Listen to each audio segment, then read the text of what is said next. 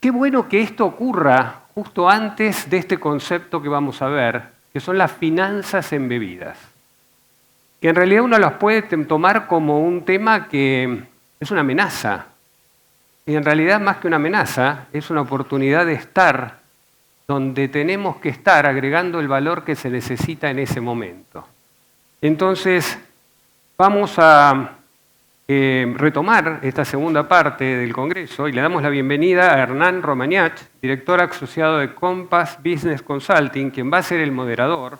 Y recibimos a los integrantes de este panel, que son Alberto Murad, Candelaria Villagra, Mauro Piccolini y Carolina Giosa.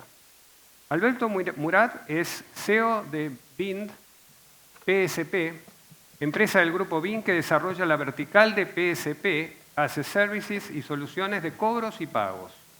Cuenta con 25 años de experiencia en la industria financiera. Anteriormente se desempeñó en consultoras Big Four y en el grupo Petersen como gerente corporativo y como CEO de su Fintech Plus Pagos. Es contador público, con un MBA cursado en el ITBA. En el 2018 cursó en San Andrés el MIND y en el 2021 el programa de estrategias digitales de Columbia Business School.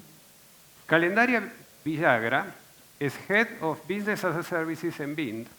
Brinda soporte en el proceso de transformación digital del grupo financiero. Asimismo, se enfoca en los canales digitales de la compañía, colabora en la integración de productos como API Bank e impulsa el concepto de Banking as a Services. Es contadora pública, egresada de la UBA y MBA Candidate de la Universidad Torcuato Itela. Mauro Piccolini, CEO de Ágil Pagos, profesional de IT con más de 20 años de experiencia en entidades financieras y de seguros. En 2013 lideró el proyecto de IT para la apertura del banco Coinac. En 2016 se trasladó a la industria Insurtech, donde trabajó en procesos de transformación digital y cambios de core en algunas de las compañías más grandes del sector. En 2021 regresó al grupo Coinac como CEO de Ágil Pagos y Fintech del grupo, donde continúa impulsando la innovación, el desarrollo y la inclusión en el ámbito financiero. Y Carolina Giosa, gerente de transformación digital del Banco Coinac, licenciada en Administración de Empresas por la Universidad Nacional de Rosario, cuenta con más de 10 años de experiencia en la industria financiera, donde se especializó en medios de pago, banca digital y finanzas embebidas. Fue responsable de tarjetas de crédito, gerente de canales digitales y actualmente lidera el área de transformación digital de Banco Coinac como dueña del producto API Bank para PSP y empresas. Fue una de las miembros fundadoras del Espacio de Innovación en Banco Coinac en 2017, miembro de Mesa de Innovación de la Bolsa de Comercio de Rosario, ganadora junto con su equipo de Coinac del Hackathon de Innovación Financiera organizado por el Banco Central de la República Argentina en 2017, ganadora de Select USA Tech Southern Corn Pink Fest 2022 en representación de la Cámara Fintech de Argentina. Muchas gracias. Bueno, como verán, un panel muy joven, pero con mucha experiencia, digamos, ¿no? Muchos años acá de experiencia, así que impresionante. A ver, todos sabemos de las finanzas embebidas lo que vivimos cotidianamente, ¿sí? Tomamos un medio de transporte, estamos en una plataforma no financiera, etcétera, pero sin embargo podemos acceder a productos financieros, ¿no? En definitiva, la finanza embebida no es mucho más que eso, o al menos es lo que vemos, pero no conocemos mucho de cuál es la magia que ocurre atrás para que esto se haga realidad.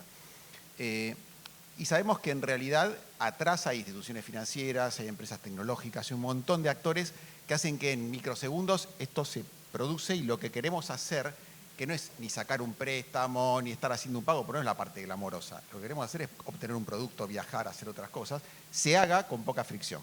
Ellos precisamente están acá para contarnos un poco de esto y la primera pregunta que yo quiero hacerle al grupo acá, y ya los miro a todos, digamos, ¿no? Pero empecemos por acá, es cómo fue que se empezaron a meter en esto, cómo fue que decidieron, y me imagino que en un banco, en el caso de Bind, Coinac, etcétera, debe haber sido un desafío de decir, che, vamos a convencerlos para entrar en esta película. A ver, cuéntenos un poco.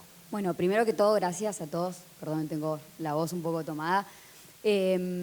Bueno, a ver, nosotros arrancamos allá por 2018, fines de 2017, principios de 2018, con todo lo que fue el concepto de APIs, ¿no? Del Banking as a Service, ¿cómo le llamamos? Y nosotros veníamos nutridos desde un accionista que siempre nos inculcaba, ¿no? como organización, de que el cambio es la única constante. Y ya en ese momento en el mundo muchas cosas estaban cambiando. Me acuerdo que siempre estaba el ejemplo más claro y en ese momento estaba llegando a Argentina, que era Uber, ¿no? O sea, Uber y los taxis, donde muchos en su momento decíamos, uy, no, ¿qué es Uber? O era algo raro, ¿no? Era un modelo nuevo tecnológico que llegaba por esto a todas las personas, que sacaba todas esas fricciones que uno tenía al momento de tomar un taxi y que estaba destronando una industria tan, digamos, tan auténtica y con mucho peso en el sistema de viajes como eran los taxis, ¿no? Entonces un poco uno en ese momento también se ponía a pensar qué es lo que le queda al sistema financiero, o sea, hacia dónde están yendo los usuarios, dónde estamos yendo nosotros como individuos, qué nos gusta, qué queremos. Y es ahí donde uno se empieza a replantear, ¿no? O empezamos a ver internamente hacia dónde va el sistema financiero del futuro, los bancos del futuro, dónde van a estar. Ya había muchos casos, mucho de la propuesta que nosotros ya empezamos en ese momento estaba montada en una experiencia que ya estaba en Europa, ¿sí? Y todo el sistema de pagos en Europa y el sistema bancario europeo, que ya habían empezado a tener una visión de hacia dónde se iba. Entonces, eso nos permitió a nosotros pensar un poquito antes, ¿no? Porque uno siempre tiene que, a veces no hay que llegar tarde, o sea, lo que uno hoy ya lo ve como común, que muchas veces hablamos y acá empieza este tema de, bueno, las finanzas embebidas, al final un banco le está dando un servicio a una fintech, pero ya no es esa competencia, sino que es entender en dónde quiere estar el cliente, entender el dolor del cliente. Clientes somos todos nosotros, ¿no? Por más que uno muchas veces llega a una empresa, pero al final esa empresa hay una persona atrás, es entender dónde quería estar la persona de acá a 10 años, ¿no? Empezar a imaginar eso, que a veces cuesta mucho, como lo decía, el mañana es mejor, ¿no? O sea, cuesta mucho pensar el mañana, pero es muy necesario siempre estar viendo hacia dónde uno tiene que ver ejemplos, ¿no? De innovación en el mundo, que yo particularmente considero que Argentina está muy adelantado. Entonces, en ese momento fue eso, ¿no? Decir, bueno, pensemos más allá, no pensemos en el corto plazo, pensemos qué nos gustaría como clientes, o sea, pensemos cuál sería el Uber de los bancos, del sistema financiero.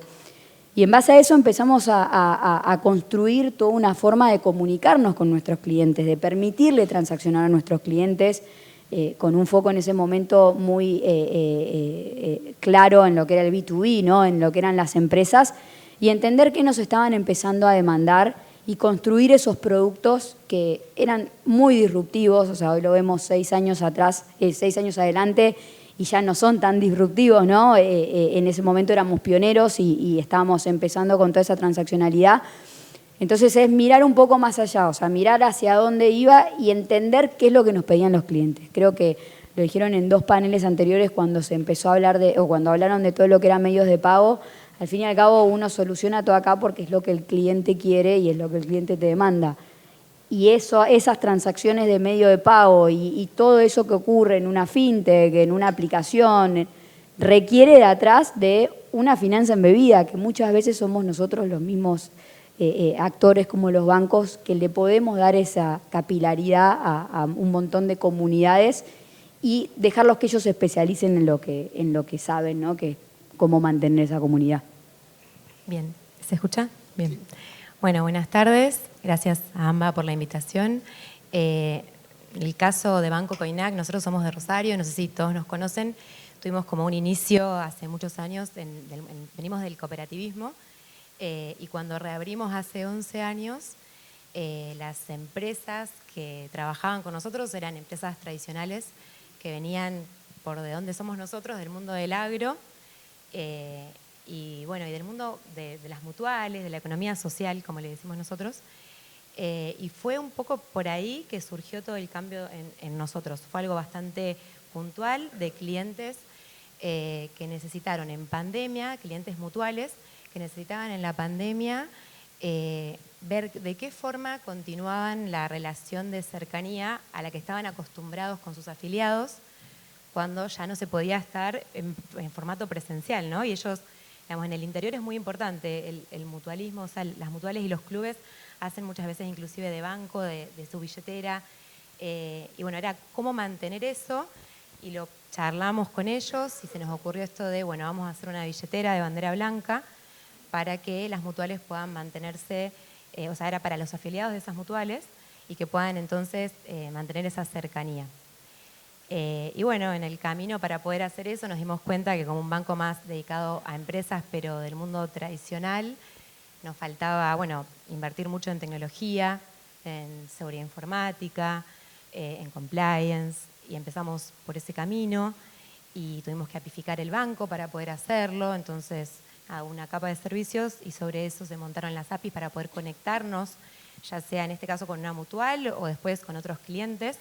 Entonces, algo que empezó como algo muy local y muy puntual de una necesidad de un cliente nuestro tradicional, terminamos entendiendo que era algo elegible y algo que podíamos ofrecer a otras empresas y a otros PCPs. Pero como justo apareció también la normativa de proveedores de servicios de pago, entendimos que no podía ser el banco quien haga todo el desarrollo de la billetera, sino que para dar cuentas virtuales a estos afiliados teníamos que tener un PCP. Y ahí, bueno, aparece Ágil Pagos. Así que buenas tardes a todos. De nuevo, muchas gracias por la invitación. Bueno, como ya acaba de spoilear Caro, es así. Ágil Pagos nace con el primer principio, la primera finalidad de crear una billetera digital para la economía social. Como dijo, para que cada asociado pueda disponer de sus fondos en la cotidianidad de su día a día. Esto parece una cosa muy simple hoy, pero en ese momento, vayan a lo que era la pandemia, una mutual solamente tiene el contacto cara a cara del cajero. O sea, que los fondos que tenían las mutuales no lo podían usar. Entonces, para ese momento fue muy disruptivo. Y haciendo un poco de historia y yéndonos a ese momento, como comenta Caro, estábamos los PCPs en un momento medio de bisagra, para decirlo de una forma. Veníamos de un momento donde la normativa era muy laxa o casi nula, y pasamos a una nueva era, para decirlo de una forma, donde el Banco Central ya empezaba a exigirte algunos requisitos. Y en ese momento, charlando también como grupo, nos dimos cuenta que empezaron a aparecer entidades que querían usar las cuentas virtuales, querían tener el potencial de un PCP, pero no contaban con la estructura ni con el expertise como para hacerlo. Entonces, en ese momento, tratando de solucionar las necesidades de nuestros clientes, se nos ocurrió la idea de lo que era el PCP, de lo que hoy en día es el PCP as a Service. En ese momento no existía, como para tratar de atacar esa necesidad y de poder solucionarle un tema a los clientes. Que es, como dijo recién Candela, la finalidad que estamos buscando todos, es tratar de darle un canal y ahí aportando desde nuestro lado. Como bien dice, está el banco por su lado, donde le da todos sus servicios tradicionales y ahora sus servicios digitales. Y ahí aparecieron las fintech y los PCP, también con todo nuestro potencial, pudiendo hacer pagos con QR, tarjetas prepagas, todo lo que es transferencia con PCT, que hoy en día lo vemos como una cotidianidad total, pero en ese momento era bastante disruptivo. Así que bueno, así nacimos y hoy en día creo que el PCP as a Service es como una línea de negocio muy grande que tenemos y creo que, como bien dijo Cande de nuevo, creo que ahí está, en donde cada uno se encarga de lo que sabe, de cómo puede aportar a la causa, y esa es una buena manera de trabajar en conjunto. Bueno, gracias AMBA, gracias a los que nos escuchan. Les pido disculpas si esta es la primera y última invitación de AMBA porque estoy siguiendo con el título, embebido en esos zapatos que no me ponía hace un año y no puedo ni hablar, así que si digo una barbaridad les voy a pedir disculpas. Más de lo que dicen los chicos, ya Candelaria contó lo que era el BIN desde el 2017 y en el 2022 se entendió como un proceso natural esto de tener un PCP as a Service que también contaba Mauro. ¿Y por qué? Hace rato también hablaban de medios de pago y cómo ir a buscar el cliente y fidelizarlo. Y la pregunta acá es, ¿el cliente es de los bancos o el cliente es de la industria donde va ese cliente? El cliente no es del retail, el cliente no es de la automotriz que busca un auto, es de los dos probablemente, pero si ellos lo tienen y nosotros podemos embeber nuestros productos adentro de sus aplicaciones, y ese es el desafío, entiendo yo, de una finanza embebida. Los productos bancarios, el banco es un habilitador, para diferenciarnos de lo que hacemos con Mauro. La PCP es más un constructor, ayuda a de que ese cliente que quiere tener un producto financiero, pero no conoce por ahí el compliance, no conoce por ahí la infraestructura, no conoce cómo conectarse para obtener ese servicio, nosotros los ayudamos. Y si no tiene la licencia, tanto mejor para acompañarlos en poder obtener el servicio que está buscando. generalmente empieza por pagos, pero de ahí se disparan un montón de productos a partir de que este cliente B2B puede rentabilizar su cliente, puede hacer más loyalty. Así que un poco por ahí viene el camino del banco y la PCP. Buenísimo. Hay dos temas particulares que se sobrevolaron y que me gustaría hacer un poco un digging, que tienen que ver un poco con cuál es el approach al cliente. ¿Por qué? Porque me imagino que desde aquel cliente que se acerca a través del banco o aquel cliente que se acerca a través de la PCP o de la FinTech, no es el mismo cliente, lo digo por experiencia propia, habiendo trabajado también en FinTechs, y es buenísimo, por un lado, explorar eso, y que también tiene relación con la complementariedad que existe en el crecimiento de ustedes en términos de compliance también, donde venimos de un banco que viene con una historia y un entrenamiento bastante aceitado en cuanto a cómo hacer cuestiones de compliance, y las fintechs que vienen del lado de decir el mundo libre, el reino del PowerPoint, todo se puede, y los no, es lo que, eso no queremos saber de eso. Entonces, me gustaría explorar un poco el approach del cliente por un lado y por otro lado el tema del compliance, cómo jugó y cómo se complementaron. Bien. Así que, bueno, si quieren por donde empiezo. quieran. El approach al cliente, ahí es creo que donde aparece esto de que todos nosotros decimos por lo menos que hacemos cosas a medida un poco, ¿no? Porque aparecen clientes muy diversos. Algunos son, no sé, una empresa de retail que inclusive capaz es internacional y quiere tener una billetera. Aparecen unos chicos que tienen 20 años y te hacen sentir muy vieja y tienen una idea que está buenísima, pero no tienen ni siquiera 6 meses de antigüedad y bueno, tenés que empezar a sortear todo ese camino del onboarding. Aparecen clientes que tal vez inclusive son sujeto obligado porque vienen del mundo del mercado de capitales como Alix, que quieren finanzas embebidas, quieren APIs para digitalizar algunas y automatizar algunas cuestiones de su back office. Entonces, son muy diversos los clientes que quieren finanzas embebidas y creo que lo que tienen en común todos para nosotros es que la venta es una venta consultiva siempre, ya sea porque no conoce tanto de regulación o porque no, o la parte legal o la tecnología y hay que acompañarlo ahí. O digamos, es como que es muy diverso la maduración y el conocimiento que tiene esa empresa. Nosotros somos, digamos, trabajamos B2B y entonces esa empresa es digamos, muy, muy distinta. Entonces tratamos realmente de hacer algo a medida para cada uno de ellos y a su vez que ellos puedan apoyarse en gran parte. Creo que fue algo como que se fue dando también natural y que fue necesario y muy inteligente que se apoyen en todo lo que es el compliance del banco, que es una estructura súper grande que los bancos siempre tuvieron y que son especialistas, somos especialistas en eso, por lo menos en un primer comienzo, y después es como que van haciendo un camino. Creo que eso es importante y también, digamos que más allá de que el banco está acostumbrado a trabajar en compliance y todo su departamento de legales y fraudes y demás, yo en estos 11 años en el banco vi la transformación, o sea, cultural, tecnológica, pero también la transformación de compliance.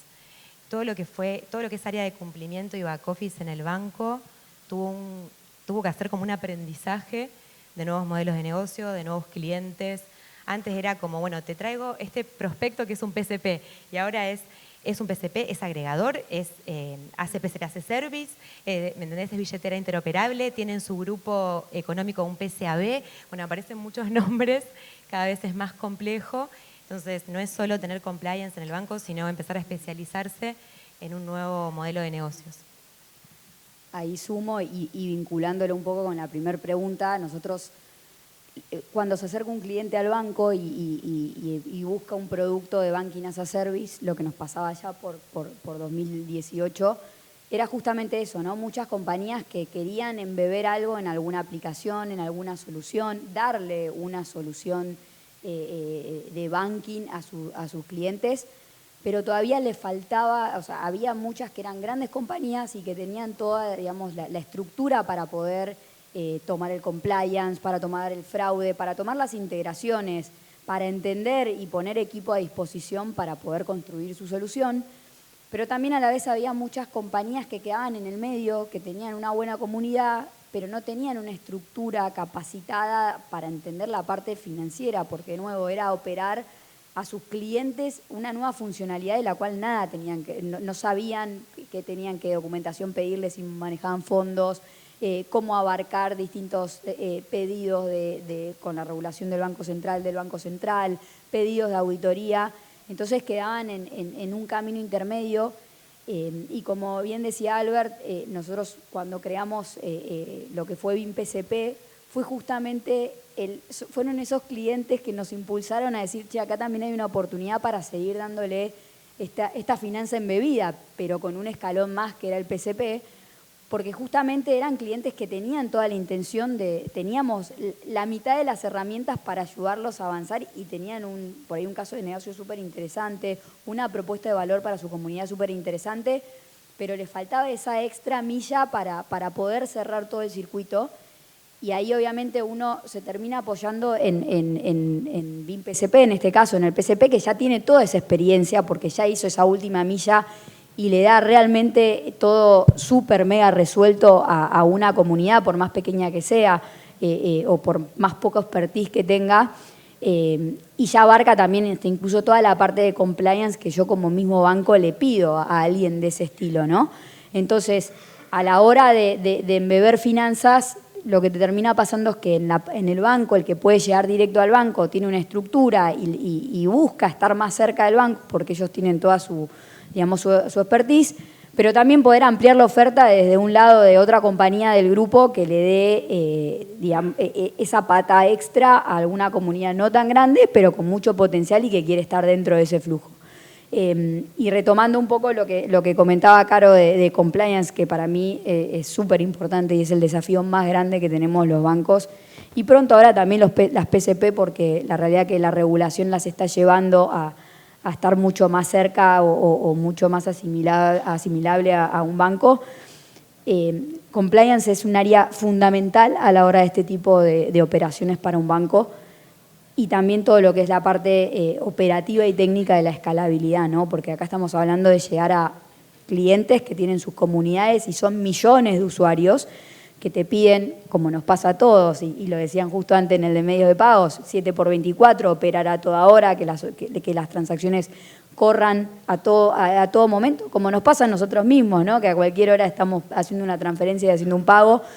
Entonces, como banking, que no solamente puede darle un servicio directo a un cliente, sino también a su PCP para que se lo dé a otros clientes, tanto compliance como la escalabilidad son dos factores determinantes a la hora de tomar estos negocios, porque obviamente uno como entidad regulada y como banco también tiene que cuidar, y que por eso también lo buscan muchos clientes, tiene que cuidar todo su chapa, ¿no? Como quien dice, y darle esa seguridad, porque al fin y al cabo, para que todos sepamos, cuando uno opera con una billetera, opera con un banco, atrás siempre hay un banco. En una billetera atrás siempre hay un banco. Y eso creo que es súper destacable. Solo un minuto para acotar. En el caso, bueno, yo tengo poca experiencia en el BIM, vengo más de industria tradicional, donde el compliance era el que uno evitaba, ¿no? Porque iba a llegar para que te diga que no lo puedas hacer, más en esto de finanzas embebidas. Hoy el compliance del BIM y probablemente el del CONAB, por las industrias que tenemos o que miramos donde son más amplias, puede ser retail, puede ser cripto, analizamos distintas industrias que por ahí tenemos más o menos adversión al riesgo. Hoy el área de compliance sabe más del negocio que nosotros mismos. Son tipos que han estudiado el negocio, lo estudian en profundidad y hasta nos lo terminan explicando para saber hasta dónde podemos y hasta dónde no podemos ir. Sí, tal cual, y por ir redondeando la idea que dijeron todos acá, yo creo que el abordaje a un cliente hoy en día es 100% consultivo. Como decían, a los PCPs por ahí nos tocan algunos clientes que no se animan a ir a un banco. Nos ha tocado clientes, y no porque sean malos y no que tengan todo en regla, pero por ejemplo nos ha tocado una empresa familiar que se encargaba de manejar una mesa OTC de cripto, que vi que después va a haber un panel, que querían darle más funcionalidad a sus clientes, que necesitaban expandir su negocio y que necesitaban darle cuentas virtuales a sus clientes y que realmente no tenían el expertise. Entonces ahí te toca acompañarlo desde el cero, desde lo que es un onboarding, desde lo que es protección de usuarios del servicio financiero, qué es prevención de fraude, qué es prevención de lavado. Tal cual, vos tenés que acompañarlos desde el momento 0 o -10 hasta que eso sale a la producción y está bárbaro. Y es como dice Alberto, el área de compliance te termina explicando el negocio después. Pero creo que también hoy está pasando algo bastante disruptivo hoy en la actualidad, y nos está pasando actualmente que estamos trabajando con una entidad financiera, no Banco Coinac, con otra entidad financiera, que nos vino a buscar para hacer un producto particular, no vale la pena mencionarlo, pero ahí el abordaje es totalmente distinto. Ahí te encontrás con una empresa que sabe mucho de compliance y que su preocupación es si el producto que está haciendo cabe o cae dentro del marco normativo de un banco. Imagínense que como para que se sitúen, esa experiencia terminó entre ambas empresas, entre ambas entidades, frente a Banco Central, explicando cómo es la operatoria y el Banco Central dándonos el visto bueno para avanzar. Entonces yo creo que hoy en día, y volviendo a un tema que dijeron antes de esto de la competencia entre bancos, y hoy simplemente somos empresas empresas financieras tecnológicas, los bancos cada vez más, las fintechs nacimos así, pero creo que somos entidades financieras tecnológicas con el propósito y con el fin de facilitarle la vida del usuario.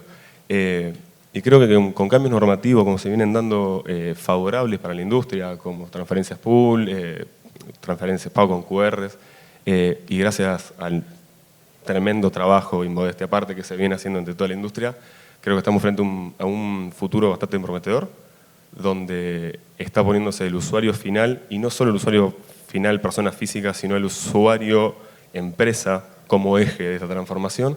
Así que para mí se vienen cuando todo esto que está en ebullición, decante, y podamos ver la verdadera potencia que tiene todo esto que está pasando, hay un gran terreno verde por delante, donde espero que muchas empresas empiecen a animarse a tomar este desafío de meter finanzas embebidas dentro de sus sistemas y de su operatoria, porque lo que está pasando es que se dan cuenta que además de optimizar sus procesos, termina siendo una nueva línea de negocio, y al fin de cuentas eso es lo que buscamos, es poder encontrar una nueva forma de generar ingresos para las empresas. Estamos muy justito con el tiempo, la verdad que creo que fue bastante gráfico. Hoy a la mañana en la charla de los CEOs hablaban de que la diferenciación fundamental venía del lado de la experiencia del cliente, ¿sí? Finanzas embebidas tiene mucho que ver con esto de la experiencia del cliente. Hablaban del tema de la seguridad y hablamos acá de cuestiones relacionadas con compliance y la complementariedad que hay. Y también se hablaba de la velocidad, y acá se agregó algo que parece muy importante, aparte de estos tres elementos, que es el tema de la escalabilidad, ¿sí? Que es uno de los puntos que ustedes señalaron y que me parece que es clave. ¿Hay algo en particular que quieran agregar al final? Si no, estamos justito con el tiempo. No, yo creo que para seguir viendo el futuro, creo que esto ya está ocurriendo, ¿no? Entre lo que es el banking as a service o que una fintech use un banco o embeber dentro de... creo que ahora hay que mirar un poco más hay que ver qué hay más allá. Si a mí me preguntan personalmente, hoy hay todo un mundo de open finance que se está dando en el mundo y va a llegar. Entonces creo que ya es pensar y prepararse para eso.